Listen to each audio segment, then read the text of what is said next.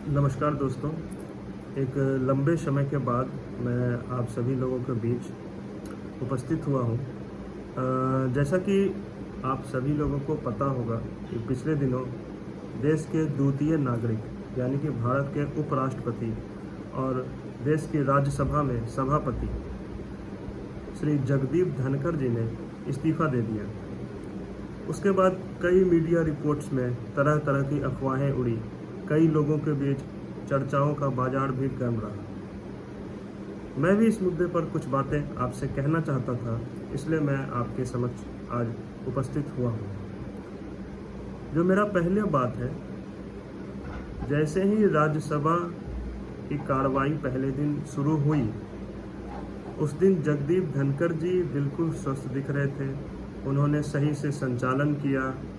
शाम में कई पक्ष और विपक्ष के नेताओं से मिले, सारी बातों पर चर्चा भी हुई और अचानक से उन्होंने रात के 9:30 बजे यह घोषणा कर दी कि वह उपराष्ट्रपति पद से इस्तीफ़ा देने जा रहे हैं। तो क्या यह सवाल नहीं उठना चाहिए कि यह इस्तीफ़ा उन्होंने किसके दबाव में दिया, या अपने निजी कारणों से दिया, या फिर स्वास्थ्य कारणों से दिया?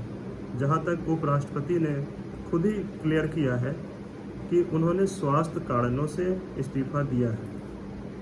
मेरा पहला सवाल सरकार के नुमाइंदों से यह है,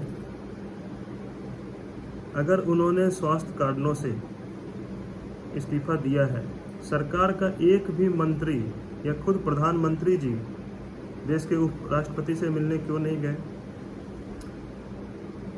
देश में इतनी बड़ी घटना के बीच प्रधानमंत्री जी ब्रिटेन दौरे पे क्यों चले गए?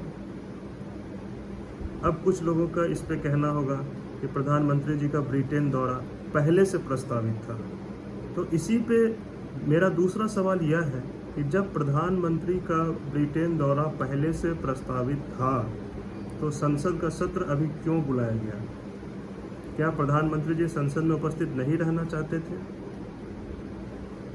ये एक गंभीर सवाल है। दूसरी बात, अगर जगदीप धनखड़ जी का स्वास्थ्य खराब था, तो आपने सुना होगा कि कई बड़े नेताओं या अभिनेता या कोई भी सेलिब्रिटी जब किसी भी अस्पताल में एडमिट होता है और उसे गंभीर समस्याएं होती हैं, तो उसका मेडिकल चेकअप होता है और हर एक दिन एक मेडिकल रिपोर्ट सामने आती है, हेल्थ बुलेटिन सामने आती है और जनता को पता चलता है कि उनके स्वास्थ्य में अभी कहाँ तक का लाभ पहुँचा है। ऐसी कोई भी जानकारी सामने नहीं आई। तो क्या ये देश की जनता के साथ मजाक चल रहा है? अगर उपराष्ट्रपति जी बीमार थे और प्रधानमंत्री जी को ब्रिटेन जाना था, तो संसद का सत्र आखिर बुलाया ही क्यों गया? जब देश की संसद में प्रधानमंत्री नहीं रहेंगे और संसद को संचालित करने वाले उपराष्ट्रपति नहीं रहेंगे, तो संसद कैसे संचालित होगा? फिर ये अनाउंसमेंट क्यों किया गया कि 21 जुलाई या 22 जुलाई से संसद का सत्र शुरू होगा? क्या गया गंभीर समस्या खड़ा नहीं करता?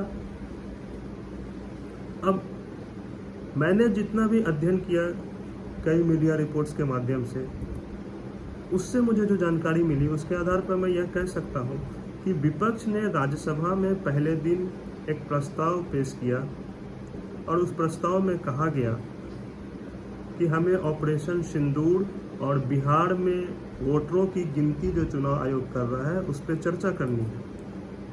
और माननीय उपराष्ट्रपति जगदीप धनखड़ ने इस बात को तुरंत मान लिया, जिसके बाद शाम में उपराष्ट्रपति महोदय ने पक्ष और विपक्ष के नेताओं को मिलने भी बुलाया, जिसमें विपक्ष के नेता तो पहुंच गए बट सत्ता पक्ष के कोई भी नेता नहीं आए।